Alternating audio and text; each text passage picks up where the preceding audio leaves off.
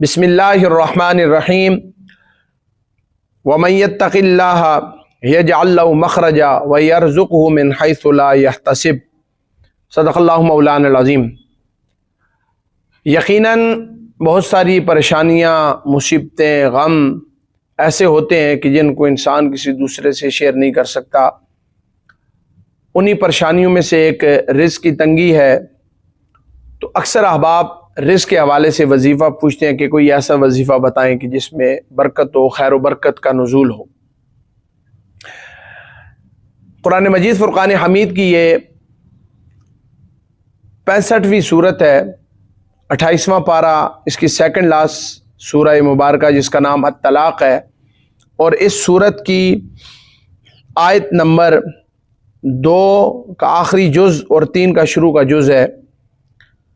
इसमें अल्लाह रब्बुल इज़्ज़त ने इरशाद फरमाया और कि जो अल्लाह से डरे अल्लाह उसके लिए कोई राह निकाल देगा और अल्लाह उसे वहाँ से रोज़ी देगा जहाँ से उसे गुमान भी ना होगा। इस आयत का आप शान नुज़ूल पढ़ें कि हज़रत औफ़ इब्न मालिक रज़ी अल्लाह तआला अन्हु नबी करीम सल्लल्लाहु अलैहि वसल्लम की बारगाह में हाजिर हुए। अर्ज़ की या रसूलल्लाह सल्लल्लाहु अलैहि वसल्लम, मेरा बेटा मुशरिकीन मक्का की कैद में है, तुम्हें कोई ऐसा वजीफ़ा बताएं कि अल्लाह उसको रिहाई नसीब फरमाए। और मेरे घर में फाके हैं, मुफलसी है, गुर्बत है बहुत ज़्यादा, मैं इस वजह से बड़ा परेशान हूँ। तो नबी करीम सल्लल्लाहु अलैहि वसल्लम ने जो उसे नुस्खा हकीमिया अता फरमाया, आप अलैहिस्सलाम ने इरशाद फरमाया, सब्र करो और कसरत से ला हौला वला कुव्वता इल्ला बिल्लाहिल अलीय्यिल अज़ीम पढ़ो।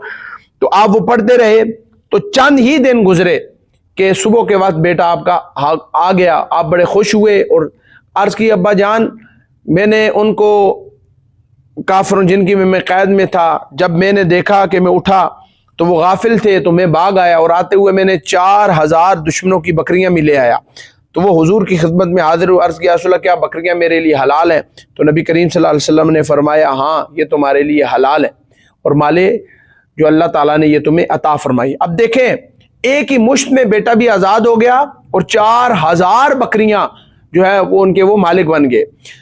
तो ये जो तीसरा कलमा का ये जो जुज़ है, वला हौला वला कुव्वता इल्ला बिल्लाहिल अलिय्यिल, ये इतना ज़बरदस्त है कि नबी करीम सल्लल्लाहु अलैहि वसल्लम की एक हदीस है कि आपने फरमाया कि ये 70 बीमारियों को दूर करती है, ये वला हौला वला कुव्वता। और सबसे कम बीपी, ब्लड प्रेशर के मरीज के लिए बेहतरीन नुस्खा है ये। कम अज कम इसको एक तस्बीह 100 दफ़ा रोजाना पढ़े। आपको पता है कि रिज़्क़ के अंदर कमी ये गुनाहों की वजह से होती है।